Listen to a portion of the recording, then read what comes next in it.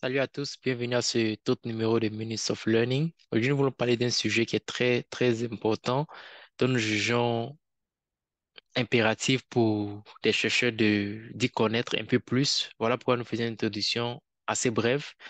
Voilà, si après cette vidéo, vous voulez en savoir plus, voilà, n'hésitez pas à nous écrire à notre adresse email consulting@rmdclab.org. Nous serons là pour vous assister, pour vous montrer un peu plus en ce qui concerne ce sujet dont on veut parler qui est, comme j'ai dit d'entrée, très, très important. Ce sujet n'est rien d'autre que le mécanisme des données manquantes. Le mécanisme des données manquantes. Voilà, pourquoi est-ce que c'est important? Parce que, voilà, on deal tous avec des données manquantes dans nos recherches, n'est-ce pas? Ainsi, déjà, on va montrer un aperçu. Qu'est-ce qu'on entend par données manquantes? Il faut savoir que les données manquantes sont, voilà, voilà, pour ne pas me répéter, voilà, des données qui manquent ou qui n'existent pas sur certaines variables pour certaines observations. Donc, ce sont des données qui manquent sur certaines variables pour certaines observations. Quel est le problème avec les données manquantes, n'est-ce pas? Donc, la question c'est comment est-ce qu'on arrive à faire une analyse statistique lorsque des données manquent? Donc, il faut savoir que lorsque on a des données manquantes, on veut atteindre trois buts ou trois objectifs. Le premier, c'est de minimiser les biais, n'est-ce pas? Donc, lorsqu'on a des données manquantes, sachant ça, on sait que on veut faire l'analyse statistique, mais notre but ici, l'un de nos buts, c'est de minimiser les biais qu'on aura. Voilà, vu que les données sont manquantes. Ensuite, c'est de maximiser l'utilisation des informations disponibles. Voilà, on sait que les données sont manquantes. Et comment est-ce qu'on arrive à maximiser en fait l'information qu'on a pour arriver à conduire notre analyse statistique? Donc, c'est un deuxième but.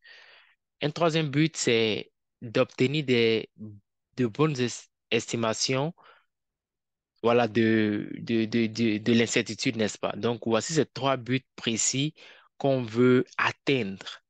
Ah, mais dans toute analyse statistique, encore plus lorsqu'on a des données manquantes.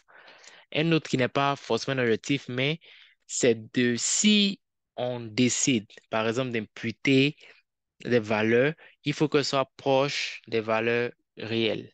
Voilà, donc c'est un bref aperçu. Nous allons rentrer très directement dans les différents types de données manquantes. Donc, il faut savoir qu'il y a trois types de données manquantes. Le premier type, ce sont les données manquantes de manière complètement aléatoire ou le MMCA. Les données manquantes de manière complètement aléatoire. Comment est-ce qu'on arrive à identifier ce type de données manquantes? Il faut savoir que la probabilité des données manquantes n'est absolument pas systématique. Lorsque on fait face à des données manquantes de manière complètement aléatoire, on va remarquer que la probabilité de ces données qui manquent là n'est pas systématique en fait. Tout. Voici un exemple. Supposons qu'il manque des données sur une variable Y. Supposons que vous avez dans votre base de données une variable Y dont certaines données manquent. Ces données sont dites m- manquantes de manière complètement aléatoire si la probabilité que Y manque n'est pas liée à Y ou à d'autres variables X. C'est-à-dire que le fait qu'on a cette variable manquante-là, elle n'est pas liée à la variable elle-même ou bien d'autres variables qu'on a dans notre base de données. Voilà, donc dans ce cas, on dit que ces données sont manquantes de manière complètement aléatoire. Donc, une simple formule mathématique qui est, voilà, que vous voyez sur l'écran. Il faut savoir que les données manquantes de manière complètement aléatoire, c'est ce que j'appelle la situation idéale. Mais c'est aussi irréaliste, n'est-ce pas? Mais si on arrive à avoir un tel cas, n'est-ce pas? Si on arrive à avoir un tel cas, on doit savoir que le sous-échantillon qu'on obtient, vu que les données sont manquantes, n'est-ce pas? Donc, le sous-échantillon qu'on va obtenir, en fait, est, voilà, est un échantillon aléatoire de l'échantillon cible, en fait. C'est comme si on a un échantillon de l'échantillon. Si on arrive à avoir un tel cas où les données sont manquantes de manière complètement aléatoire, peu importe ce qu'on va avoir à la fin, comme échantillon, ça peut représenter un échantillon aléatoire de l'échantillon principal, n'est-ce pas? Et dans ce cas, la suppression par liste est appropriée. Mais comme je dit, c'est un cas idéal, mais c'est pas toujours réaliste. Voilà, dans très peu de cas, on va rencontrer des données manquantes de manière complètement aléatoire. Le deuxième type de données manquantes, avant de passer au deuxième type, voici un exemple pratique. Regardez ce tableau, par exemple, que vous voyez sur l'écran. Voilà, vous allez remarquer que on a QI, on a le nombre de performances hypothétiques ou potentielles et on a le nombre de performances observées. OK. En supposant que des employés passent un test de QI lors d'un entretien d'embauche, c'est-à-dire pendant l'entretien d'embauche, on donne un test de QI aux employés, n'est-ce pas? Et on voit qu'un certain nombre d'employés, ils ont démissionné avant l'évaluation. C'est-à-dire, avant de les embaucher, ils prennent un test de QI. Et on sait qu'après 6 mois de travail, on va faire une évaluation de la performance. Mais on va remarquer que certains employés, par exemple, ont démissionné avant les 6 mois de travail. Donc, on va remarquer que lorsqu'on collecte les données, lorsqu'on observe, on leur donne une note de performance, ces personnes-là n'auront pas de données de performance, n'est-ce pas? Ces données-là sont manquantes. Et on va voir que ces données manquantes sont, voilà, sans raison particulière. Il y a pas eu de raison particulière, en fait. C'est juste que ces personnes voilà, ont démissionné avant les 6 mois, en fait. Comme vous voyez ici l'écran ici, par exemple, on va voir que, voilà, ça ne dépend pas de leur QI, ça ne dépend pas de leur note hypothétique, en fait.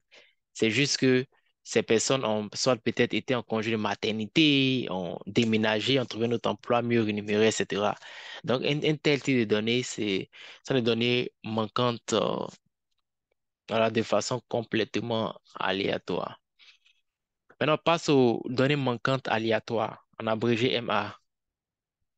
Donc, il faut savoir qu'il y a ici une absence systématique où les données manquantes sont liées à d'autres variables dans l'analyse. C'est-à-dire la donnée manquante n'est pas liée à elle-même, elle est liée à d'autres variables dans l'analyse. Les données sur Y sont manquantes aléatoirement si la probabilité que Y manque ne dépend pas de la valeur Y après avoir contrôlé pour d'autres variables X. Donc, c'est une formule mathématique est là. Donc, il faut savoir que cette hypothèse de type de données manquantes qui est, voilà, qui sont les données manquantes aléatoirement, MA, c'est plus, c'est plus faible, en fait, voilà, comparé aux données manquantes complètement aléatoires. Donc, la plupart du temps, c'est cette hypothèse avec laquelle plusieurs personnes travaillent. C'est-à-dire le fait que les données manquantes sur Y, voilà, sont ne dépendent pas de Y, mais dépendent de d'autres variables X. Donc, c'est la plupart du temps ce type de données manquantes avec lesquelles plusieurs chercheurs travaillent. Maintenant, un exemple. Voilà, regardons ce tableau que vous voyez sur l'écran présentement. OK, qu'est-ce qu'on remarque ici? Donc, c'est le même scénario. Les employés potentiels passent un test de QI lors d'un entretien d'embauche. On va voir que l'entreprise utilise le QI comme mesure de sélection et n'embauche pas les candidats avec les plus bas QI. N'est-ce pas? C'est pourquoi on voit ici sur l'écran, par exemple, on voit les QI de 70, 84, 84, 85, 87. Ces personnes-là ont des données manquantes en termes de performance. C'est juste parce que l'entreprise, par exemple, utilise le QI comme mesure de sélection et n'embauche pas ces candidats-là. Donc, on va voir que les notes de performance manquantes dépendent des scores de QI observés. Mais après qu'on contrôle le QI, par exemple, les notes de performance ne dépendent pas des performances elles-mêmes. N'est-ce pas? Donc, c'est juste que ici, dans ce cas-là, les notes de performance dépendent seulement du QI, en fait. Mais lorsqu'on contrôle pour le QI, on va voir que ça ne dépend pas d'autres notes, ça ne dépend pas de la note de performance hypothétique ou potentielle. Donc, c'est ici un exemple de données manquantes aléatoires. Donc, le but de cette brève vidéo qui introduit un peu les mécanismes de données manquantes, c'est pour vous aider à peut-être réfléchir de façon critique lorsque vous avez une base de données, lorsque vous avez des valeurs manquantes. Est-ce que déjà, c'est d'attirer votre attention de quel type de données manquantes, voilà, vous faites face dans votre cas, par exemple? Est-ce une donnée Est-ce des données manquantes complètement aléatoires? Est-ce des données manquantes aléatoires ou le troisième type de données qu'on va voir maintenant, des données manquantes par omission prévisible ou le MOP.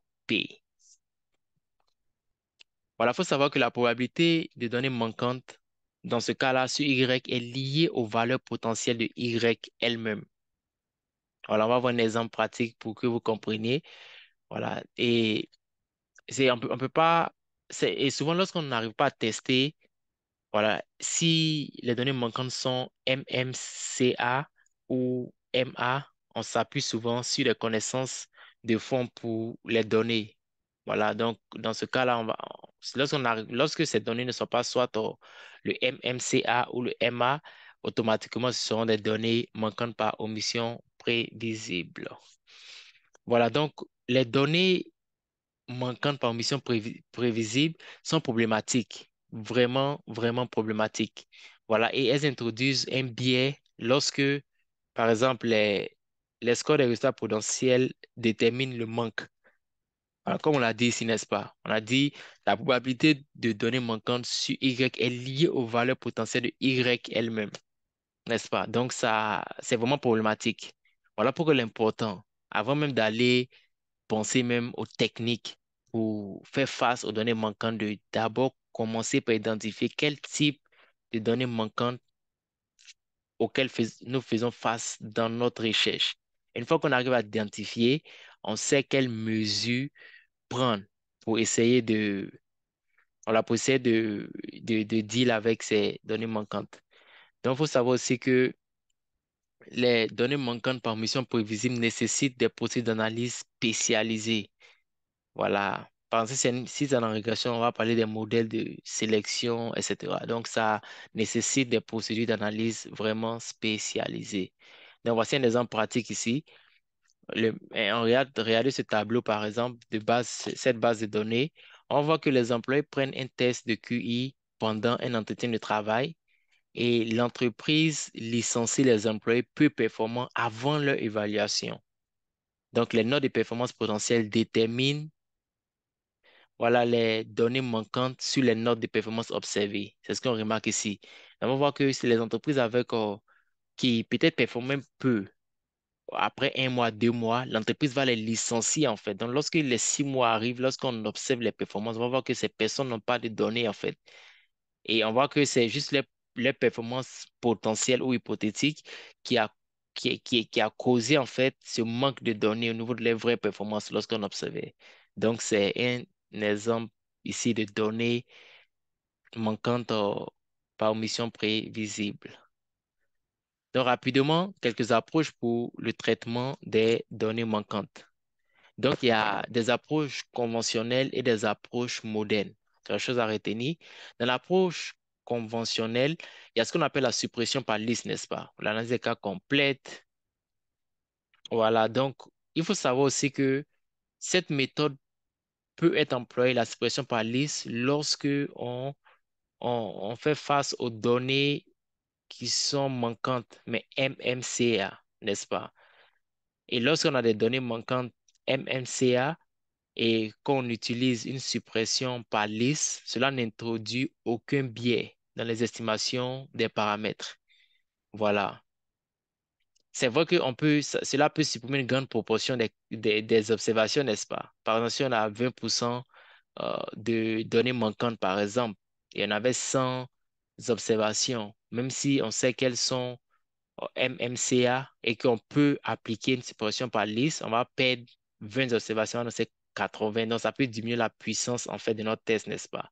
Donc, c'est une chose aussi à garder à l'esprit. C'est que ce type d'approche pour le traitement des données manquantes, cette suppression par liste, voilà, entraîne une perte de puissance statistique, vu qu'elle peut supprimer une grande proportion des observations. Voilà, et c'est une méthode à ne pas utiliser du tout lorsque on a des données manquantes par omission prévisible, à ne pas utiliser la suppression par liste, pas du tout. Voilà. Maintenant, on a aussi ce qu'on appelle la suppression par paire, n'est-ce pas, ou l'analyse de cas disponibles. La suppression par paire, donc, elle est approximativement impartiale lorsque on a des données manquantes de type MMCA, n'est-ce pas? Et avec ça, en fait, la différence et puis la suppression par liste, en fait, c'est qu'elle optimise, en fait, elle utilise toutes les informations disponibles possibles et les erreurs types sont correctes. Donc, c'est une méthode qu'on peut utiliser. Il y a aussi des ajustements de la variable fictive. En anglais, c'est le Dummy Variable Adjustment, DVA. Voilà, ça a été, mais une chose avec l'ajustement de la variable fictive, en fait, c'est que ça produit des coefficients qui sont vraiment biaisés. Donc, c'est quelque chose qui est recommandé à ne même pas utiliser.